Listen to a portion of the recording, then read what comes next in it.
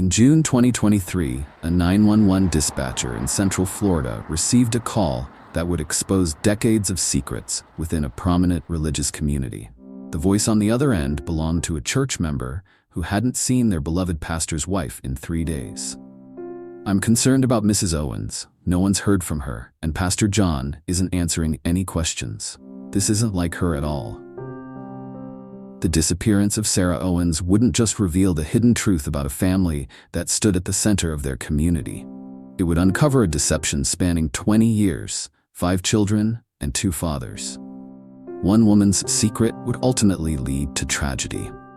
For Detective Lisa Grant, the initial missing persons report seemed routine. But within hours, she'd discover evidence that would transform this into one of Florida's most devastating cases of family deception and violence. The story of Pastor John Owens and his wife Sarah appeared perfect on the surface.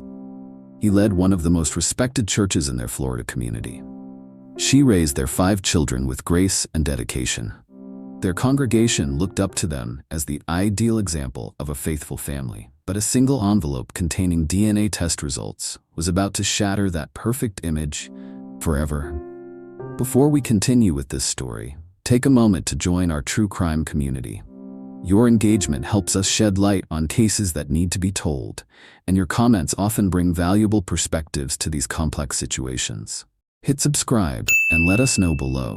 What would drive someone to maintain a secret of this magnitude for so many years? Your insights help us understand these cases better.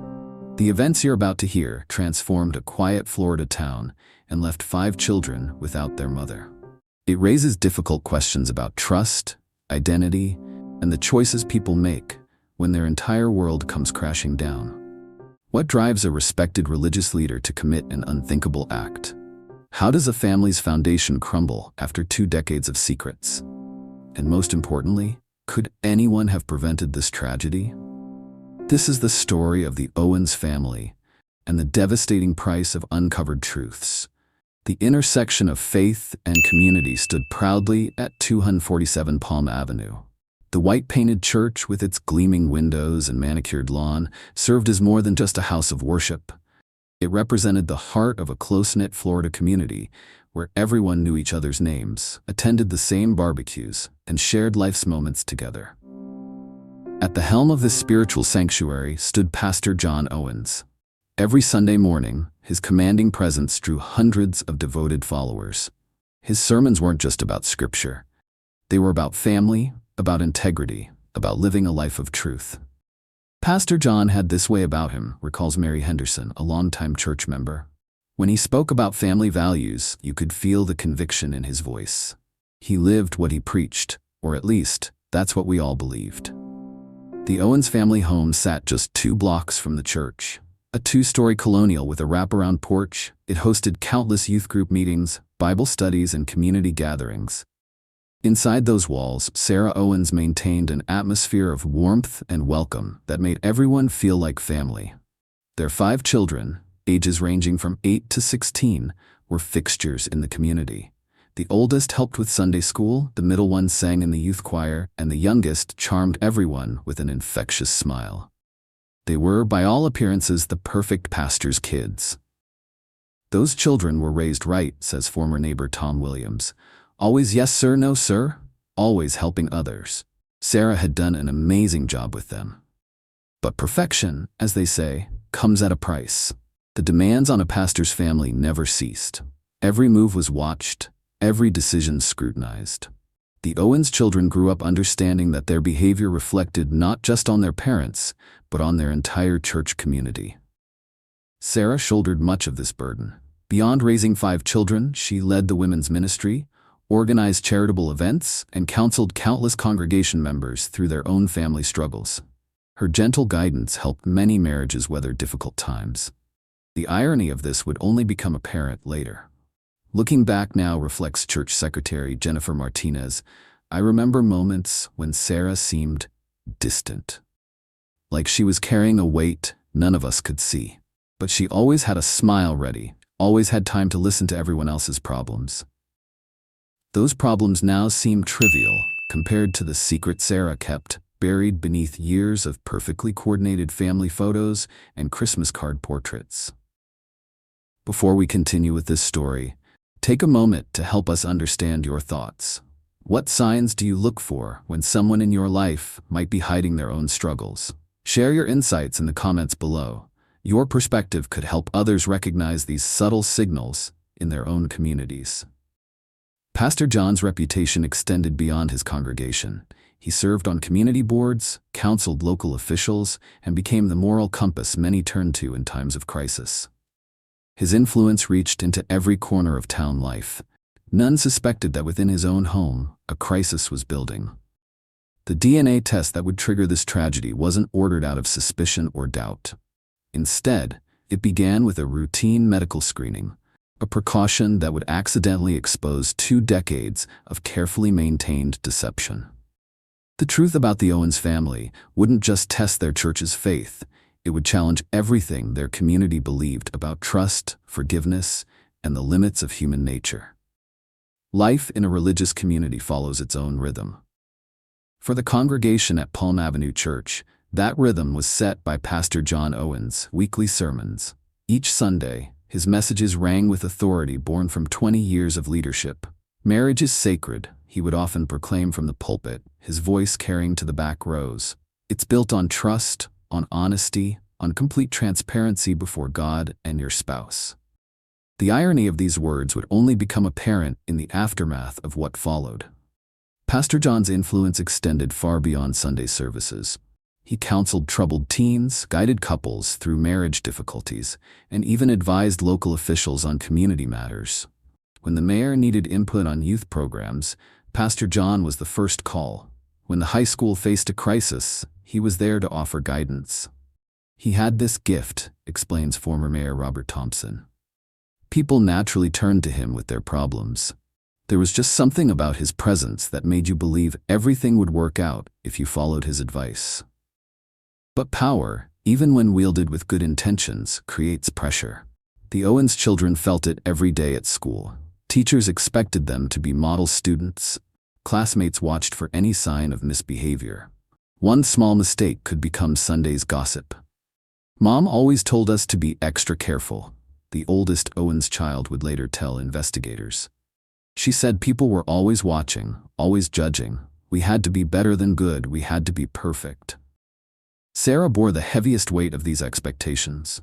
Her role as the pastor's wife meant being everything to everyone: counselor, friend, role model, and the embodiment of Christian values. But in private moments, cracks appeared in her carefully maintained composure. Church administrator Patricia Reynolds recalls a particular incident. I walked into the church office one afternoon and found Sarah alone, crying. When she saw me, she quickly wiped her eyes and said she was just tired. But there was something in her expression, something I should have paid more attention to. The warning signs were there, hidden in plain sight. Sarah began missing women's ministry meetings, something previously unheard of. She developed a habit of leaving church immediately after services, citing headaches or children's activities. The vibrant woman who once organized every church event began delegating more and more responsibilities. We assumed she was overwhelmed with the children, says longtime church member Barbara Collins. 5 kids is a lot for anyone to handle. Nobody thought to dig deeper. Pastor John's behavior shifted too, though more subtly. His sermons on family life grew more intense, more focused on obedience and submission. He began counseling fewer couples, spending more time alone in his study. Let's pause here for a moment. How many times have you noticed changes in someone's behavior but dismissed them as stress or fatigue? Drop a comment below. The pressure of maintaining appearances affected every aspect of the Owens family life. Their home became a stage where they performed the role of the perfect religious family. Holiday gatherings, church picnics, youth events, each required flawless execution. Behind closed doors, Sarah spent hours preparing the children for public appearances. Their clothes had to be immaculate, their behavior beyond reproach. The burden of this perpetual performance weighed heavily on everyone. A former babysitter who wishes to remain anonymous shared an observation. The kids were always so well behaved, but sometimes when they thought no one was watching, they seemed almost afraid to make any noise at all, like they were walking on eggshells in their own home. The facade began showing hairline fractures in the months before the DNA test. Sarah withdrew from her closest friends. Pastor John's temper, usually so carefully controlled, flared during church board meetings. The children grew quieter, more watchful.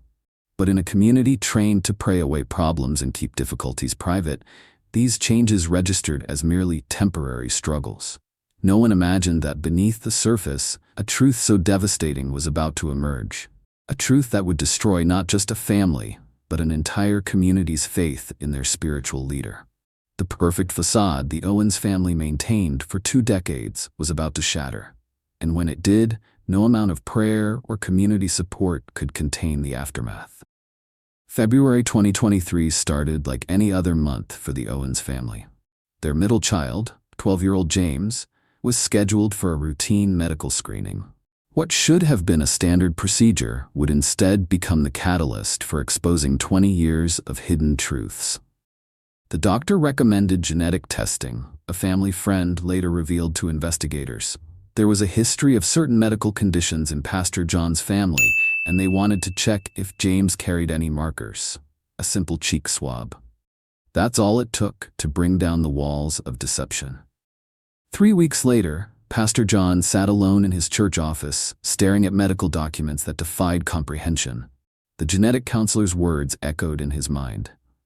The results indicate no biological relationship between father and child. Convinced there must be an error, Pastor John immediately ordered tests for all 5 children. The lab expedited the results at his insistence, his position in the community carrying weight even in medical matters. March 15, 2023. 5 separate reports landed on Pastor John's desk. Each one told the same impossible story. None of the Owens children shared his DNA. When I arrived at the church that morning, recalls the church janitor, I heard something shatter inside Pastor John's office. I'd never heard him raise his voice before, but the sound that came through that door, it wasn't just anger, it was something deeper. The confrontation between Pastor John and Sarah occurred that same evening. Their oldest daughter would later describe hearing raised voices from behind closed doors. Words like impossible and explain cutting through the walls. Sarah's confession, when it finally came, introduced a name that would become central to this tragedy: Cedric Payne. Cedric wasn't a stranger who had briefly entered Sarah's life. He was a figure from her past, someone she'd known long before meeting Pastor John, a man she'd remained connected to throughout her entire marriage. Cedric and Sarah grew up together, explains Detective Lisa Grant. They had a relationship in their teens that never truly ended, even after Sarah married Pastor John. The DNA results proved that Cedric was the biological father of all 5 children. The revelation devastated Pastor John on multiple levels. Not only had his wife maintained a decades-long relationship with another man, but every sermon he'd preached about family, every piece of marriage counseling he'd offered his congregation, now felt like a mockery. In the days following his discovery, Pastor John's behavior shifted dramatically. He canceled services for the first time in 20 years. He stopped answering calls from church elders. The man who had always been available to his congregation suddenly became unreachable. Sarah, meanwhile, began making quiet preparations. Bank records would later show she'd withdrawn small amounts of money over several days. She made calls to old friends, though none realized the significance of these conversations at the time. Cedric Payne, when contacted by investigators, revealed the full scope of his relationship with Sarah. "We never stopped seeing each other," he admitted. "The children, I knew they were mine. Sarah and I had an arrangement. She maintained her life with Pastor John, and I stayed in the background." The comfort of distance had allowed this deception to continue. Cedric lived 3 towns over, maintaining just enough separation to avoid suspicion while staying close enough for clandestine meetings. Church members noticed changes in both Pastor John and Sarah during these weeks. The perfect facade began crumbling visibly. Their children, still unaware of the truth about their parentage, sensed the mounting tension. Pastor John's last sermon was about betrayal. remembers a church elder. He spoke about Judas, about the kiss that condemned Jesus. Looking back now, he wasn't just preaching, he was processing his own pain in front of us. None of them could have predicted how this pain would manifest or the tragic events it would set in motion. The DNA discovery had lit a fuse, and time was running out. The perfect pastor's family was about to face its final Sunday together. The year was 1998, when Sarah Mitchell first met Cedric Payne at Central Florida Community College. Their connection was immediate, two 19-year-olds sharing dreams of future success. Cedric studied business while Sarah pursued education, their lives intertwining in ways that would echo across decades. They were inseparable, recalls Amanda Torres, Sarah's college roommate, the kind of relationship where you just knew they'd end up together. At least, that's what we all thought. But life took an unexpected turn in 2000. Sarah, active in her local church group, met the charismatic young pastor John Owens at a religious conference. His vision of building a community through faith captured her imagination. Within months, she accepted his proposal. What no one knew, what would remain hidden for 20 years, was that Sarah never truly ended her relationship with Cedric. "I couldn't let her go," Cedric later revealed to investigators. And she couldn't seem to walk away either. "We thought we could manage both lives, keep everyone happy. We were young, foolish maybe, but it felt possible at the time." The birth of their first child in 2004 should have been a moment of joy for Pastor John. Instead, it marked the beginning of an elaborate deception. Sarah had carefully maintained relationships with both men, timing her encounters to blur the lines of paternity. The timeline tells its own story. 2004, first child born Emily. 2006, twins James and Jason. 2009, fourth child Michael. 2012, youngest Rebecca. Each pregnancy was celebrated by the church community. Each birth strengthened Pastor John's image as a family man. And each child carried Cedric's DNA. Sarah maintained her secret through careful planning and a complex web of excuses. Monthly visits to a sick aunt provided cover for meetings with Cedric. Church commitments became alibis. Every detail required constant attention. The hardest part wasn't the logistics, Sarah wrote in a journal found after her disappearance. It was watching John love these children, seeing him teach them about honesty while I lived this lie. Some nights I couldn't sleep, thinking about what this would do to everyone if the truth came out. Her double life affected every aspect of her existence. She kept separate phones, maintained different email accounts, and lived in constant fear of discovery. The pressure manifested in subtle ways. Frequent headaches, anxiety attacks hidden from public view, moments of detachment noticed only by those closest to her. Rebecca Martinez, her closest friend at church, noticed changes over the years. Sarah became an expert at deflection.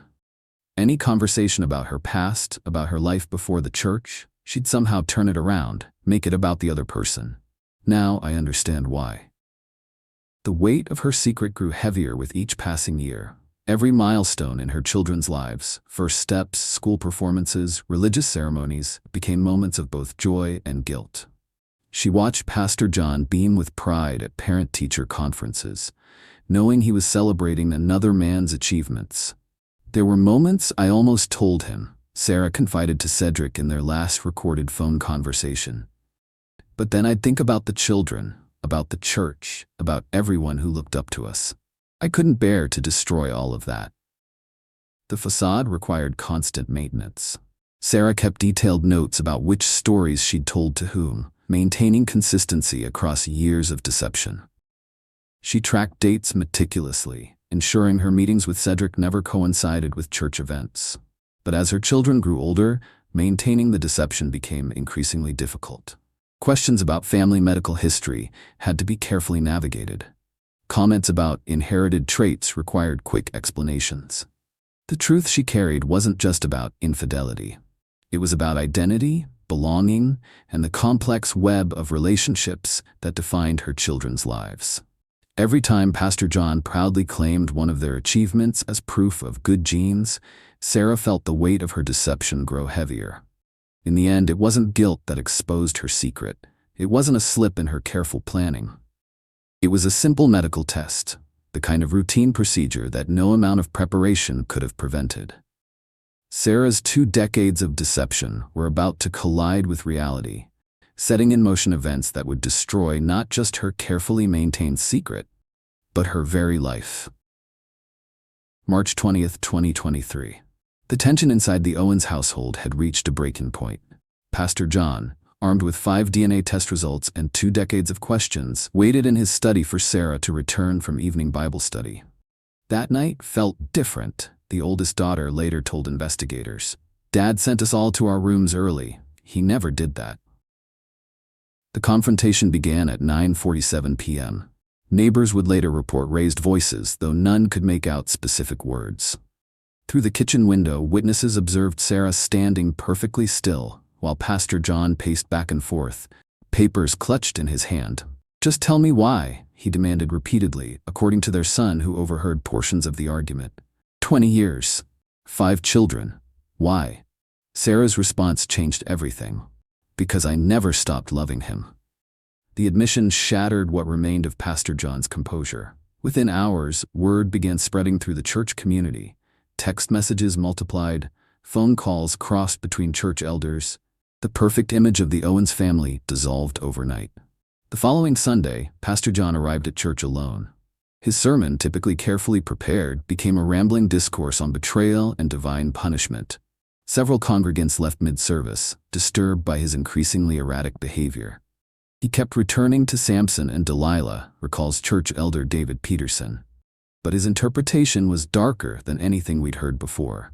This wasn't our Pastor John speaking. This was a broken man. The church board called an emergency meeting. Attendance had dropped by half. Parents were keeping their children away from youth groups. The scandal threatened to tear apart 2 decades of community building. "We offered him a leave of absence," Peterson continues. "Time to heal, to process everything. But he refused to step down. He said the pulpit was all he had left." Before we continue with this tragic sequence of events, take a moment to join our community. Subscribe to our channel for more in-depth explorations of cases that remind us how quickly lives can change. Your subscription helps us bring these important stories to light. As March turned to April, Pastor John's behavior became increasingly concerning.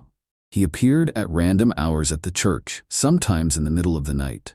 Security cameras captured him sitting alone in the sanctuary, talking to himself for hours. His sermons, once focused on hope and redemption, turned obsessive. Every Bible passage became a reference to betrayal. Every hymn reminded him of Sarah's deception. The children remained with their mother in a relative's home, but Pastor John's attempts to contact them grew more frequent and desperate. His messages, initially pleading, took on a darker tone. Sarah filed for a restraining order on April 15th. In her petition, she described his escalating behavior. Unexpected appearances at her workplace, countless messages demanding explanations, late-night calls to her family members. The church community split into factions. Some supported Pastor John, viewing him as the victim of an unthinkable betrayal.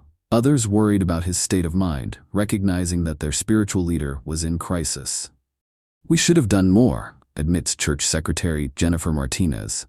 "We watched him deteriorate day by day, but nobody knew how to help. We kept thinking he just needed time." By late April, Pastor John had stopped sleeping. His assistant found him one morning in his office, walls covered with Bible verses about vengeance written in marker. When she suggested he talk to someone, he replied, "I only talk to God now."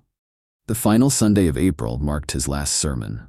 Standing before a half-empty church, he spoke for 2 hours about judgment and consequences.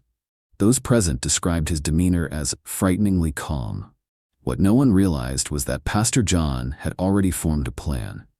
The man who had counseled countless couples through crisis, who had preached forgiveness every Sunday for 20 years, was about to commit an act that would shock even the most hardened investigators.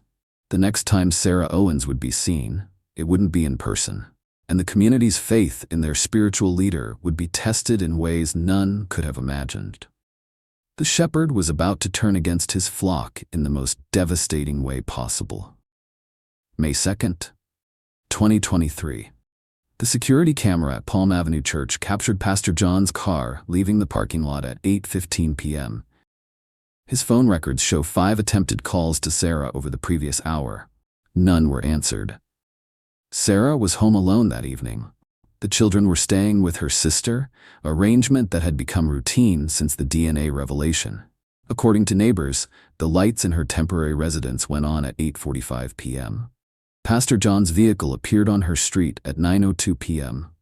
3 neighbors reported seeing him parked 2 houses away, sitting in his car for nearly 30 minutes before approaching the residence. "I almost called Sarah," said neighbor Emma Rodriguez. "Something felt wrong about how he just sat there, watching the house. I'll always regret not making that call." At 9:37 p.m., home security cameras recorded Pastor John knocking on Sarah's door. The audio captured their initial exchange. "We need to talk." "John, please, the restraining order." "Just 5 minutes. I deserve that much." What happened next was pieced together through forensic evidence and audio recordings from nearby security systems. Sarah allowed him inside, a fatal moment of compassion that investigators believe stemmed from 20 years of trust. The conversation quickly escalated. Neighbors reported hearing raised voices at 9:52 p.m. The words weren't clear, but the intensity of the argument carried through walls. Sarah's final phone call was placed at 10:17 p.m. to her sister. "He's here. I can't calm him down. I think I need to." The call ended abruptly. What followed would later be described in court documents as an act of methodical violence. Pastor John, the man who had preached peace every Sunday for 2 decades, committed an atrocity that defied comprehension. Evidence suggests Sarah fought back. Defensive wounds on her hands told a story of desperate resistance. But against Pastor John's rage, she stood little chance. By 11:45 p.m., Pastor John's car was seen leaving the residence. Security footage from various locations tracked his vehicle making multiple stops around town over the next 3 hours. The following morning, Sarah's sister arrived to check on her. The house was empty. No signs of struggle remained. Pastor John had cleaned methodically, but he couldn't erase every trace.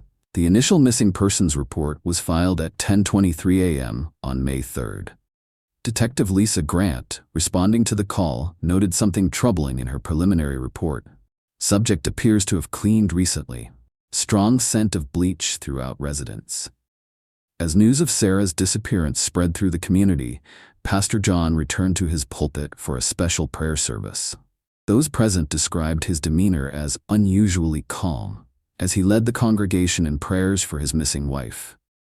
"He stood there, asking God to bring her home safely," recalls a church member, all while knowing exactly why she would never return. The truth of what happened that night would take investigators days to uncover. The full horror of Pastor John's actions would shake the foundations of faith for an entire community. Sarah Owens entered her home that night as a mother of 5, a woman trying to protect her children from the fallout of her choices. She would never leave that house alive. The discovery of what truly happened would come in pieces, literal pieces, scattered across 3 counties. Detective Lisa Grant's involvement in the Owens case began as a routine missing persons investigation. 20 years of experience told her something was wrong the moment she entered Sarah's residence. The house was too clean, Detective Grant noted in her initial report. Not just tidy, it had been sanitized, every surface gleamed. In my experience, that's never a good sign.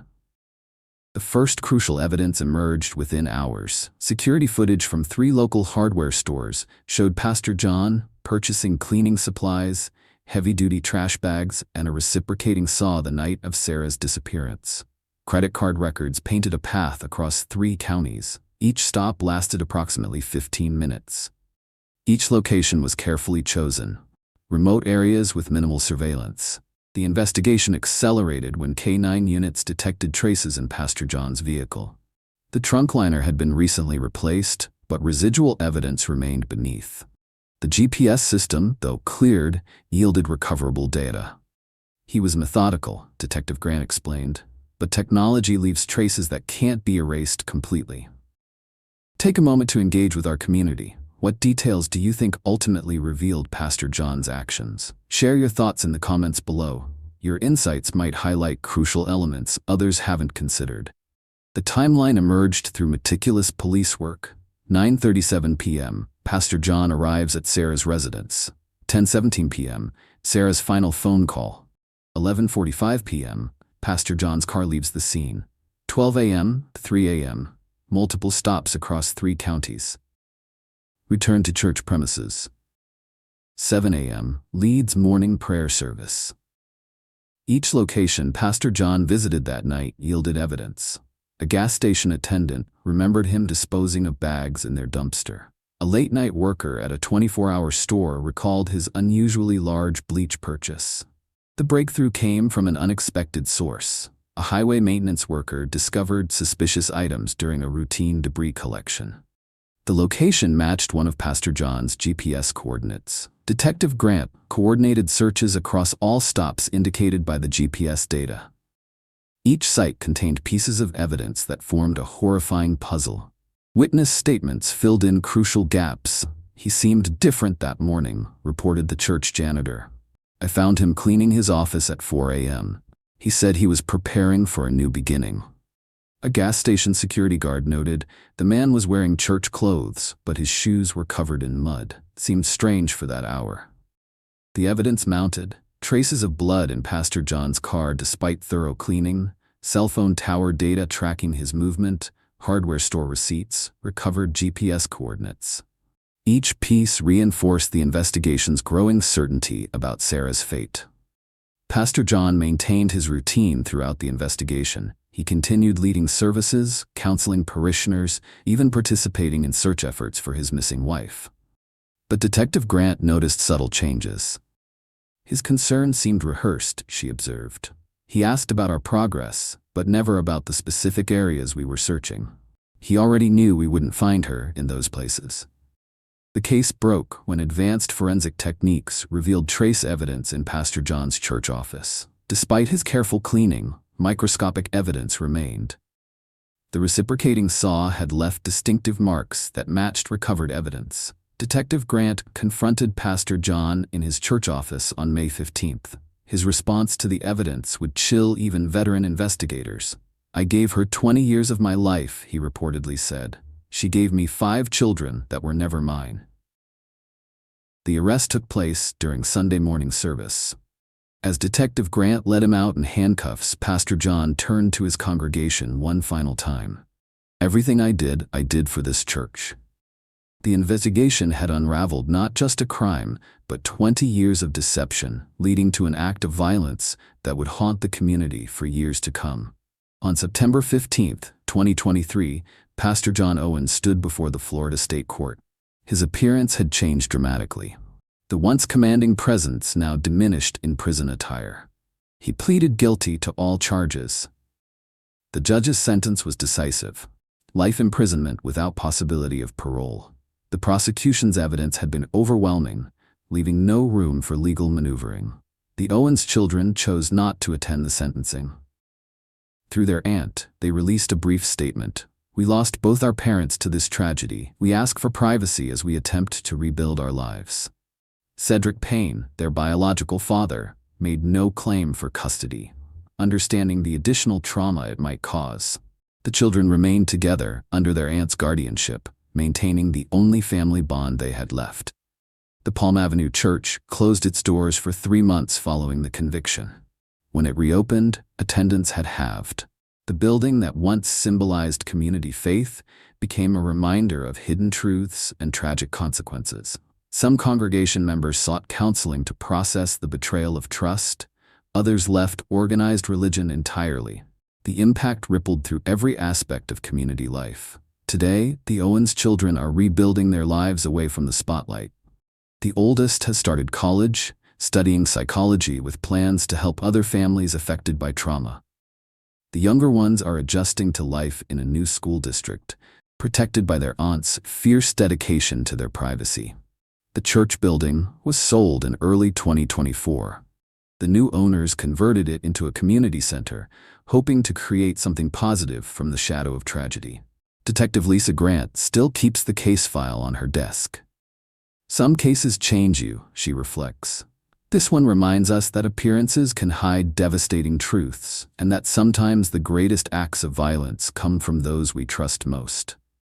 Sarah's sister established a foundation in her memory, supporting children affected by domestic violence. The organization helps families escape dangerous situations before they escalate to tragedy. If this case has impacted you as deeply as it has our team, please take a moment to support our channel. Your engagement helps us continue sharing these crucial stories. Like this video, subscribe to our channel, and hit the notification bell to stay informed about similar cases that deserve attention. Remember, appearances can deceive, and sometimes the most important thing we can do is listen when someone shows signs of distress. This has been the true story of the Owens family tragedy. Their story serves as a reminder that truth, no matter how deeply buried, eventually finds its way to the surface, sometimes with devastating consequences.